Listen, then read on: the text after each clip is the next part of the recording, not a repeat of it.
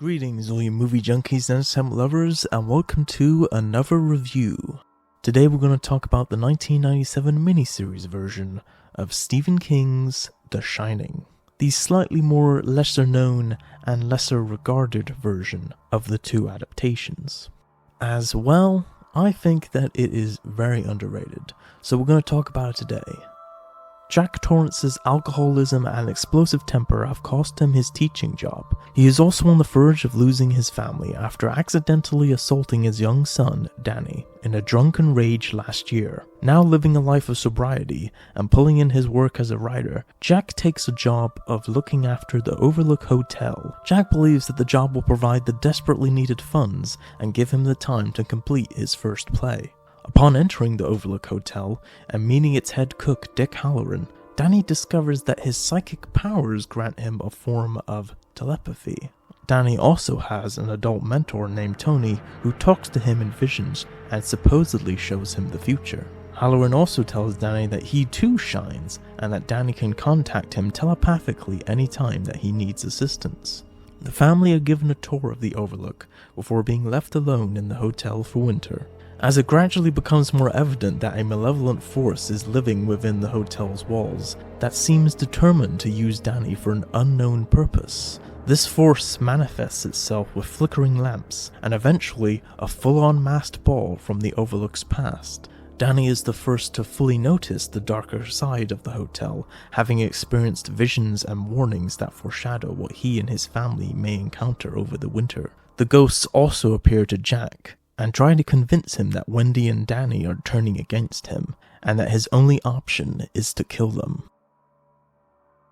I personally do not understand the hate for this at all. I've avoided watching this for years due to the hate it gets from a lot of people, but in the past few years I've seen many praise it, some even saying that it's better than the original film, the reasoning often being that it's more faithful to the original book. Now I should point out that I personally do not read novels myself, so I'm just going off of other people's word here. So for me personally, this is just a different version of the same story. I would say that this version is not as scary or as haunting as the Kubrick film, but at 4 hours this version feels far more character driven and expansive. The first 2 hours are mostly build up, making it feel very slow at times, but the last hour really pays off. With this essentially being a 4-hour slow burn, I can understand how some may not have the patience for that, but for me it was this version's biggest strength. The longer runtime here made Jack Torrance's eventual turn more effective and believable to me as compared to the original film,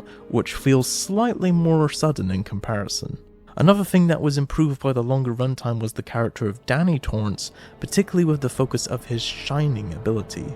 This aspect I would say is the biggest improvement when compared to the original, and to be honest almost feels like an afterthought in the original film in comparison. I mean, it is called The Shining after all. Another thing I thought this version improved on was the woman in 217. Here she's actually pretty scary looking, whilst in the original she was just kind of an old lady covered in some warts. And without giving anything away, I would also just say that I personally prefer the ending in this version as well, as it does a much better job at giving closure to the overall story and characters. Like most, I sure didn't expect Steven Weber to deliver a performance anywhere close to Jack Nicholson's, but I was really impressed and thought he was fantastic in this, particularly when he starts to go insane, and I personally would go as far as to say that his performance is practically on par with Nicholson's. And personally, I felt a lot more sympathy for this version of Jack Torrance as compared to Jack Nicholson's version in the original film. While I'm not sure if I would say that this is overall better than the original film, I do think it does improve on it in a lot of aspects. I can't help but think a lot of people would definitely put this in much higher regard if the original film didn't exist, but simply prefer that version just because it came out first. As to which version I prefer, I guess time will tell.